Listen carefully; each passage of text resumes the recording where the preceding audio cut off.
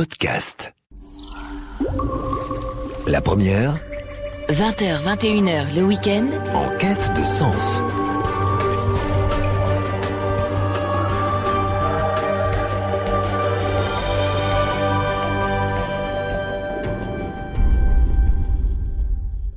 Vous êtes à l'écoute de la Voix protestante, au micro Georges Quenon. Bonsoir à chacune et à chacun d'entre vous. Nous voici à la veille de la fête de la Pentecôte. En reprenant le texte du jour, dans le livre des Actes, le pasteur Jean-Luc Ramanan Tombotsoa va nous conduire dans le 4e et dernier voyage missionnaire de l'apôtre Paul. Nous allons le retrouver en route vers Rome avec ses compagnons de route. La Pentecôte, c'est le souffle de Dieu qui vient rejoindre les croyants en les équipant de charismes et en les envoyant témoigner aux 4 coins du monde. Cependant, parfois, le charisme ne suffit pas. C'est le thème de la méditation que nous écoutons après ceci.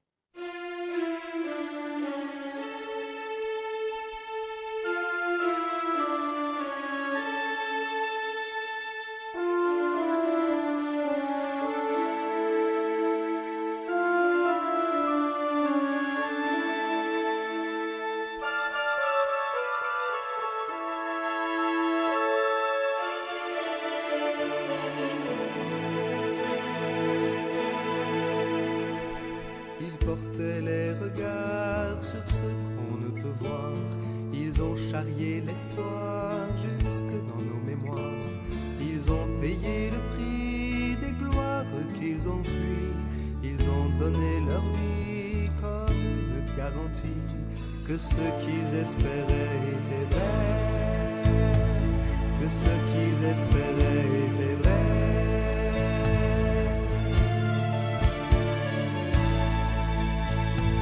Que ce qu'ils proclamaient était vrai.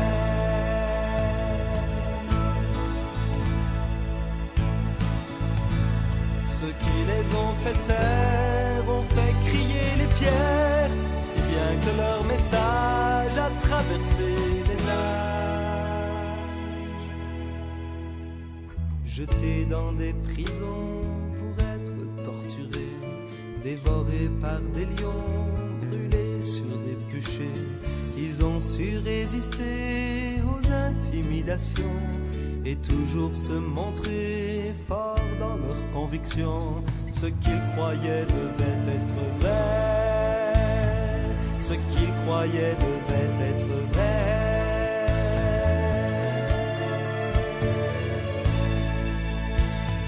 Ce qu'ils croyaient devait être vrai.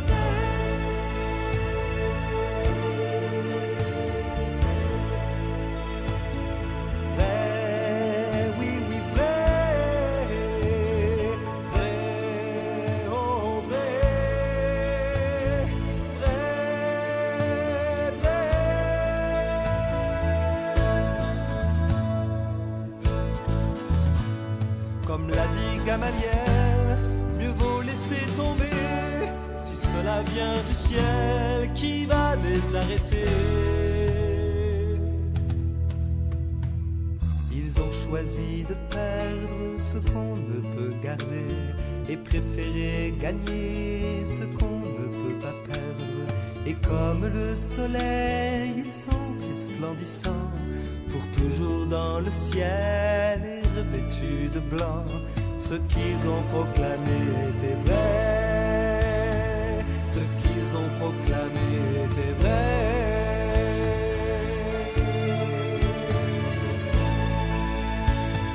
Leurs héritiers savent que c'est vrai.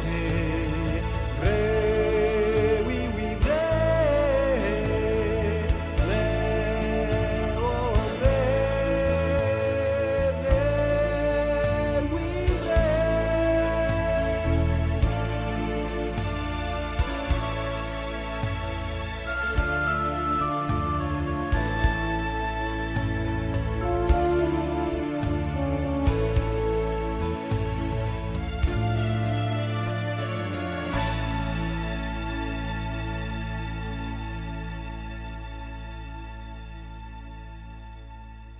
Pour notre méditation de ce jour, je vous propose d'entendre un texte biblique tiré du livre des Actes des Apôtres, chapitre 28, du verset 16 à 20. Quand nous sommes arrivés à Rome, on permit à Paul de demeurer à part avec un soldat qui le gardait. 3 jours plus tard, Paul invita chez lui les chefs des Juifs de Rome. Quand ils furent réunis, il leur dit : « Frères, quoique je n'ai rien fait contre ce peuple, ni contre les coutumes de nos ancêtres, j'étais arrêté à Jérusalem et livré aux Romains. Ceux-ci m'ont interrogé et voulaient me relâcher, car ils n'avaient trouvé en moi aucune raison de me condamner à mort. Mais les Juifs s'y sont opposés, et j'ai alors été obligé d'en appeler à l'empereur, sans avoir pourtant d'accusation à porter contre ma nation. Voilà pourquoi j'ai demandé à vous voir et à vous parler, car je porte cette chaîne à cause de celui qui espère le peuple d'Israël. » Nous pleurons et soupirons tous quand nous entendons les persécutions que subissent certaines églises éparpillées dans le monde, surtout de nos jours. C'est malheureux, mais malgré tout cela, cette situation n'est pas nouveau. Au milieu de ce décor si noir, si triste, si sombre, nous pouvons constater dans l'histoire de l'humanité que grâce, souligne bien, que grâce à la persécution, les disciples sont partis un peu partout dans le monde pour apporter l'Évangile. Et c'est aussi un peu ce qui s'est passé avec l'histoire de Paul dans notre texte. Paul qui fut emmené à Rome pour être jugé. Il est sous surveillance pénitentiaire, tout ayant eu une certaine liberté parce qu'il avait la double nationalité, soulignons-le, il était à la fois juif et romain. Donc il avait profité de ce statut pour répandre encore un peu plus l'évangile de Jésus-Christ. Ici dans le texte, pendant les 3 jours qu'il attendait son jugement, il a demandé de faire venir les notables juifs pour leur demander pourquoi ils le retenaient. Or, les Romains voulaient le relâcher. Et là, la réponse des notables était plus qu'étonnante, parce qu'ils niaient qu'ils étaient impliqués dans cette arrestation. Et à entendre la défense de ces Juifs, on voit bien qu'ils se contredisaient. Ils disent qu'ils n'ont rien reçu de leurs frères l'accusant. Pourtant, si on revient dans le texte au verset 22, il est dit « Ils avancent qu'ils veulent l'entendre parler de ce parti ou de ce groupuscule appelé les chrétiens, qui crée des bruits un peu partout. » Alors le dossier de Paul est monté à un niveau très élevé. Cela est devenu non seulement une affaire d'État, mais un dossier impérial, puisque son dossier est monté jusqu'à César, passant par les notables juifs, des personnes très influentes à Rome, la diaspora juive. Alors en voyant cela, la parole prophétique qui a été annoncée à Ananias est vérifiée, car il était dit, dans Actes des Apôtres, chapitre 9, versets 15 et 16, « Cet homme est l'instrument que j'ai choisi pour porter mon nom devant les nations et les rois, comme devant les Israélites. Je lui montrerai moi-même tout ce qu'il lui faudra souffrir pour mon nom. » Là où je veux en venir, c'est de souligner l'œuvre du Saint-Esprit. Puisqu'on est à la veille de la Pentecôte, le Saint-Esprit, on ne peut pas l'enfermer, ni l'enchaîner en essayant d'emprisonner les messagers. Au contraire, ce qui s'est passé, c'est que grâce à toutes ces péripéties que Paul ait pu avoir, des occasions inimaginables à atteindre des autorités haut placées afin de profiter de ces procès pour apporter des éclaircissements sur les positions religieuses qu'il avait. Pour ma part, ce qui m'a toujours frappé dans les écrits missionnaires de Paul, ce sont 2 choses. La première, son habileté qu'il avait à défendre sa foi face à ses détracteurs. Comme ici, il faisait appel au titre qu'il avait. Étonnant comme argumentation. Je suis à la fois juif, mais romain. Deuxième chose, sa capacité de rebondir, même dans des moments les plus critiques de sa vie. Normalement, quelqu'un qui est en détention ou en surveillance pénitentiaire n'a pas toujours le moral ni le courage de rebondir dans la vie. Mais lui, il trouve encore des occasions à convaincre les instances dirigeantes, les hommes influents, parce qu'il savait très bien que si ces personnes importantes étaient gagnées à sa cause, alors sa mission d'apôtre pour les non-juifs serait encore de plus en plus facile. Cela me fait rappeler l'histoire de la Réforme, bien sûr, pour les protestants. Luther avait su susciter chez les nobles, comme le prince de Saxe, un intérêt particulier, qui lui a permis par la suite d'avoir une protection et une accessibilité non négligeante dans son projet de réforme. D'où la conclusion que j'aimerais mettre en avant, le charisme ne suffit pas, surtout aujourd'hui. Parmi toutes les qualités que nous pouvons avoir par le Saint-Esprit, n'oublions pas, il y a le souffle de sagesse qui est cité en premier avant la vaillance et la connaissance dans le livre d'Ésaïe. C'est-à-dire que nous devrions demander la sagesse dans l'accomplissement de l'œuvre missionnaire que le Seigneur nous a confiée. Et qu'il ne suffit pas juste d'avoir un charisme pour aller proclamer l'Évangile, surtout dans le milieu où nous vivons aujourd'hui.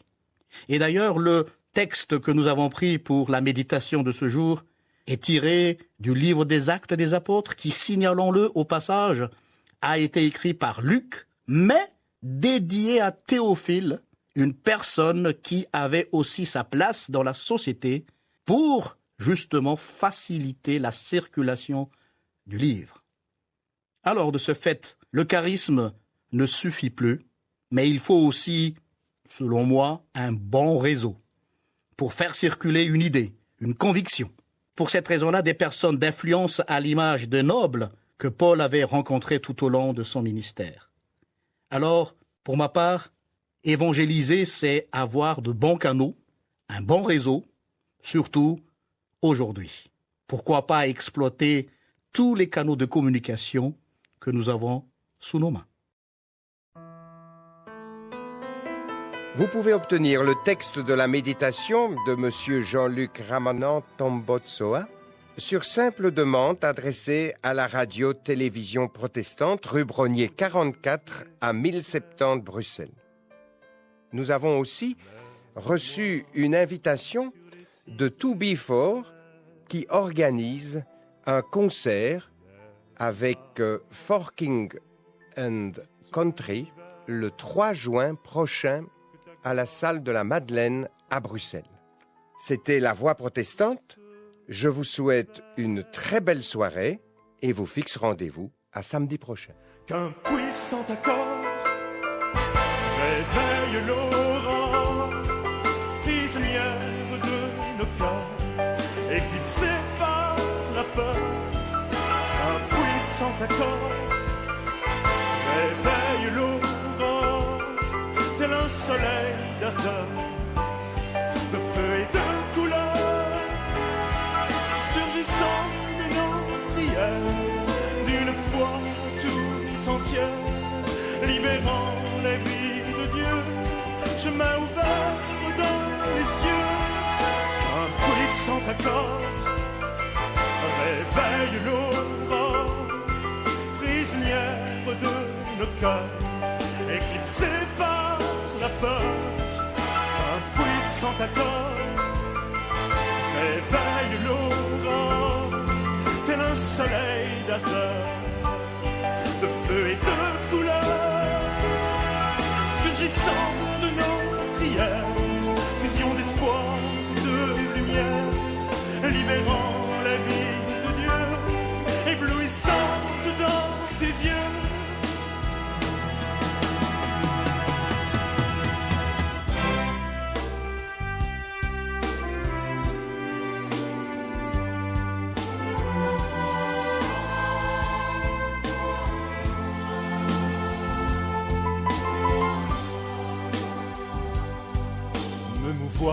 Dans tes promesses, me conduit dans l'allégresse, repos de l'âme profondément, assurance sur le temps.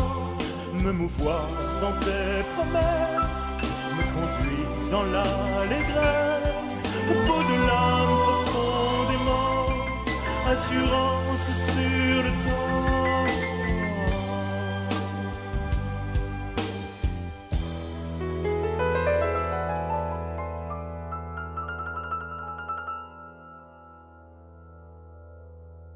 Emmène-moi au-delà des frontières. Emmène-moi sur les cimes éternelles. Pénètre ma pensée de ton univers, que ta gloire transparaisse et se révèle.